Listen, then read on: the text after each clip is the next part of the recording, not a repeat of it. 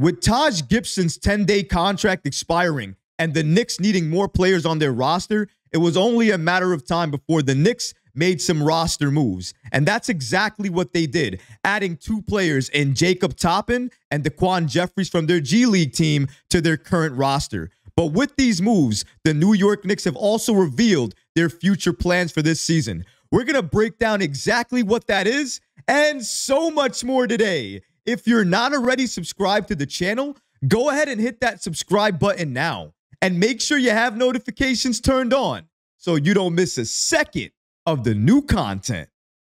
And now, let's get started. The Knicks' latest moves are a positive sign for the organization. And here's why. Shout out to Fred Katz for giving us the following update. According to Katz, the Knicks have signed Jacob Toppin and Jefferies to 10-day contracts. Today was the last day the team had to get the minimum of 14 guaranteed roster spots. Taj Gibson's second-day contract expired over the All-Star break. 10-day contracts. They basically signed Jacob Toppin and Jefferies so they wouldn't run into an issue later on for not having enough players. So that's why they're on the roster. But the 10-day part is the most important aspect here. If they really needed another big man or they really needed other players because they were concerned about the roster, the injuries they have, and the players that are out, they would have went out to the buyout market and signed somebody, anybody from that market to a longer-term deal just because they weren't sure about the injuries to their players. However, the fact that they're signing these guys to 10-day contracts and they can continue to sign them to 10-day contracts in the future means a lot.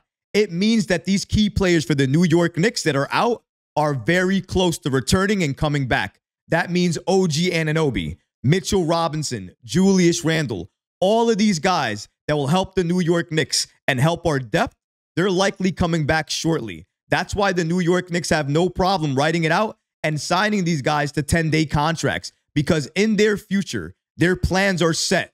They have the roster for the future already in their grasp. All they need to do is recover, get healthy, and then play this roster full health for the rest of the season so they can gel and get better together. But not only that, so they can also get prepared for the playoffs, because that's when it all matters and that's when it all counts. The Knicks have a plan in mind. They have an agenda in mind. They want to get fully healthy and be fully locked in and focused, have that chemistry built come the postseason. And then once they're there, they want to try to make a deep playoff run so they can turn heads all around the league. Because don't get it twisted, they also want to attract all-stars and superstars around the league to come play for the New York Knicks. And what better way to do that than having a competitive team this season, making that team go far in the postseason, and then would-be stars around the league might be saying to themselves, you know what? I know the Knicks didn't get as far as they could, but if I'm on that squad, if I'm on that roster, I might be the missing piece they need to go all the way. And that's exactly the conversation you want stars to have with themselves when watching the postseason and watching this Knicks team. It's no secret, even though the Knicks are good and we're currently a contender as presently constructed, it doesn't mean that we don't need more talent. And we absolutely do. If we can get a star player on this roster, the New York Knicks might turn into that NBA Finals contender each and every year for the next few seasons. And as a fan of the game, as a fan of this team, I've wanted to see this for the Knicks my entire life.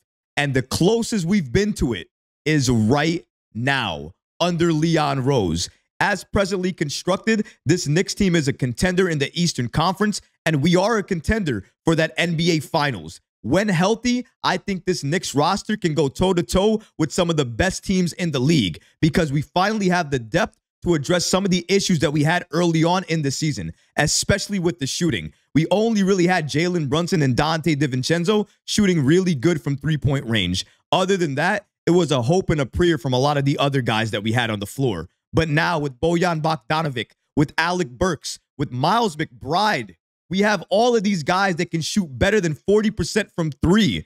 The Knicks, when healthy, are going to be dangerous because we finally have shooters on the outside and players in the paint that have high IQ, know what to do with the ball in their hands, and can either get the bucket with contact or pass that ball if they're double teamed to an open shooter to get an easier basket for the Knicks.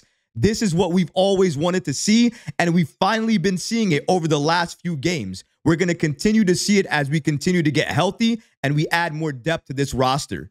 But these signings for the New York Knicks and Jacob Toppin and Daquan Jefferies is a positive sign. It means that the New York Knicks are going to get healthy sooner rather than later. In other news, according to Shams of The Athletic, the Brooklyn Nets are signing G League Westchester Knicks forward Jalen Martin to a two-way deal. Martin is averaging 15 points, 4.5 rebounds, and shooting 40% from three in the G League regular season thus far.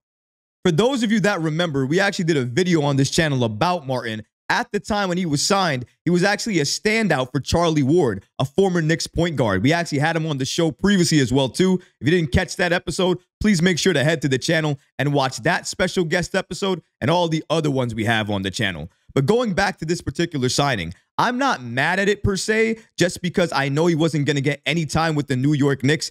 And listen, I'm not even mad at him being signed. But here's the thing. The Brooklyn Nets, the Nets have to sign him.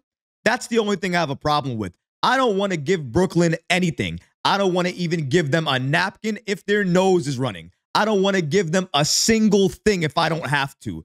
For them signing this kid who looks good in the G League and maybe he turns into something, I don't want him to turn into something for the Brooklyn Nets, because if that happens, I'm always going to remember this day, always going to remember this signing, and always be extremely upset about it, because the Knicks didn't have to do this. The Knicks could have called him up. The Knicks could have signed him. The Knicks could have done something with him. And if he turns into something for the Nets, I am going to be furious. I don't know what's going to happen here, but it's clear the Nets are looking for rookies. They're looking for developing talent, and they're looking for players they can grow with. And the fact that they signed Jalen Martin means, just like the Knicks, they saw something in him. But maybe they see something in him now that might help him make the current roster for the Brooklyn Nets. That could happen. They are down a couple of players. They are looking for more talent.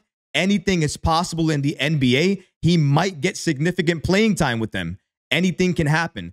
Only time will tell. We'll have to wait and see. But honestly, seeing the Brooklyn Nets take some talent from the New York Knicks is always going to bother me, and I'm always going to have a problem with it. But what about you guys? What do you think about the Nets signing forward Jalen Martin from the Westchester Knicks? And what about the New York Knicks signing Jacob Toppin and Daquan Jefferies to 10-day contracts? What do you guys think about that? Let me know in the comments below, guys, because honestly, I would love to hear from you. But that's going to do it for this episode. I hope you enjoyed it. And if you did, go ahead and smash that like button, leave a comment below. And of course, guys, please subscribe to the channel. Until next time, Knicks fans. Peace.